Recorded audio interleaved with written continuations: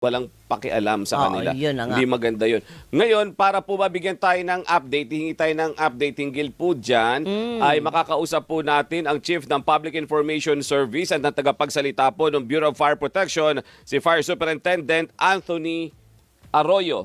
Sir, magandang umaga po, Doris at Robert sa Good, Tandem ng Bayan. good morning po, sir. Yes, Sir Robert at Ma'am Doris, magandang umaga at gayon din sa lahat po. Isang Opo. ligtas na araw po sa lahat. Opo. Sir, nasa public information po kayo. Pero ang reklamo po ng mga ilang residente doon na apektado ng sunog, Sa Barangay Bagong Bayan sa Yan. Quezon City. Noong June 18 po ito, doon sa 30-story condominium.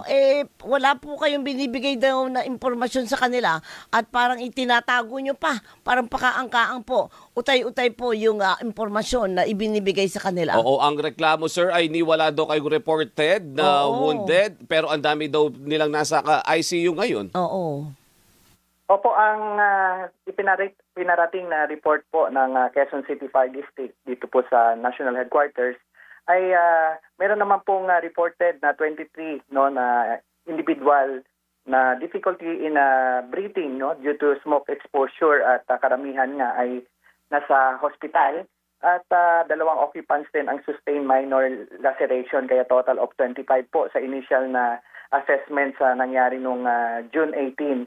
At patungkol naman doon sa update, sa kasalukuyan po ongoing pa po yung investigation.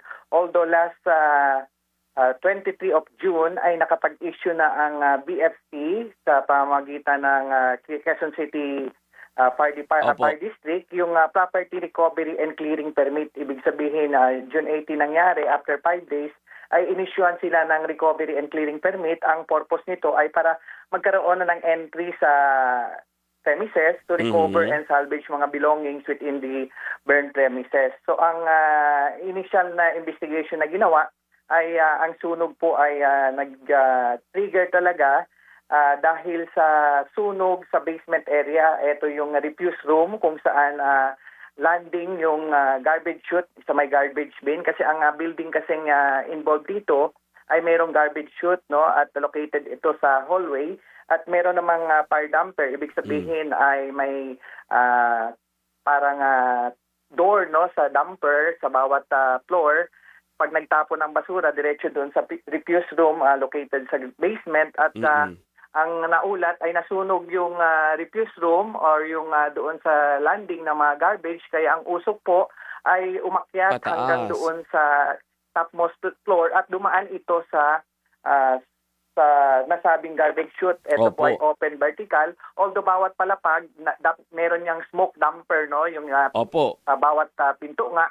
Pero yun nga ang tinitingnan ng ating mga investigador. Kaya kasalukuyan ongoing pa rin po ang pagkakalap ng mga salaysay, lalo na sa mga testigo din, eyewitnesses, gayon din yung mga nasa hospital, ay patuloy pang naglalakap ng mga corroborative statement po. At nakapag-submit na rin po sila ng mga debris and electrical wires for electrical analysis dito sa aming Arson Laboratory Unit para makita kung ano ang talagang dahilan ng sunog. So ongoing pa rin po ang pagkakalap ng mga impormasyon. Bakit po? Una sa lahat, no, ay nagkaroon ng stack effect. Yung ibig sabihin yung usok na nanggaling sa apoy sa basement ay umibabaw hanggang sa 29th floor at dahil hindi properly extracted o hindi gumana yung extraction, napuno pababa kasi ang chemistry kasi ng usok ay umiibabaw siya pero pag hindi siya nakasingaw ay pababa siya ng pababa. Kaya ito yung kung tawagin na stack effect, no? At lumabas to sa mga respective na pintuan o yung tapunan ng mga garbage chute sa bawat palapag. Kaya napuno ng usok. Kaya yun yung isa sa mga ginagawang investigasyon. Kasi again, no, yung every chute kasi opening must be equipped ng automatic or closing smoke damper or yung fire door na assembly para Sir, i-prevent may yung report vertical din po, migration. sir, na hindi daw gumana. Reklamo ng ilang residente. Ano daw, hindi gumana? Walang alarm, walang water sprinkler. Na-identify po ba kung totoo itong report ng mga residente? May mga nakapagbigay ng statement na narinig nila yung alarm pero hindi matagal. May mga other portion naman ng gusali na talagang walang narinig. So patuloy yan sa ginagawang investigasyon ng mga investigador assigned sa nasabing sunog. Kaya yun yung sinasabi natin na kumukuha pa tayo ng mga corroborative statement para patunay talaga na walang nangyaring trigger Opo. of alarm system doon. Opo. No? At maliban doon yung yung smoke extraction system, no? Yun yung tinitingnan kung bakit may technical failure or technical na hindi gumana ang smoke extractor. Kaya ang ginawa ng ating mga responders doon, yung mga portable na extractor Opo. ng smoke extraction ang ginawa doon para matanggal yung mga nasabing mga toxic na mga Opo. usok doon. Sir, last na lang, doon sa incident na to, so kung susumahin, yung effect po ng usok and all, may mga nadala po sa ospital. Gano'n po karami ito na mga nadala sa ospital? Because, siyempre, grabe yung pag nahinga mo yung toxic eh. Correct. Sa nakalat na impormasyon ng Quezon City Fire District ay 23 po na yung merong difficulty of breathing.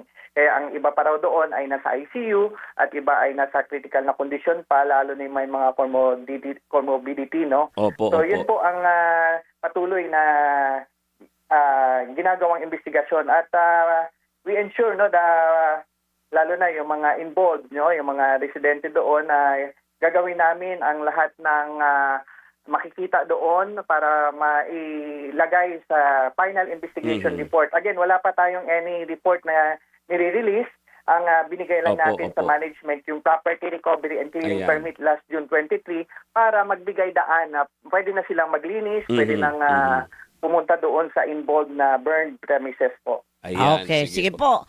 Aabangan po nating lahat, lalo na ng mga apektadong residente, ang inyong pong report. Oo, maraming naghihintay. Sir, in the meantime, thank you very much, sir, sa napakaliwanag Yes, Sir po Robert, na explanation.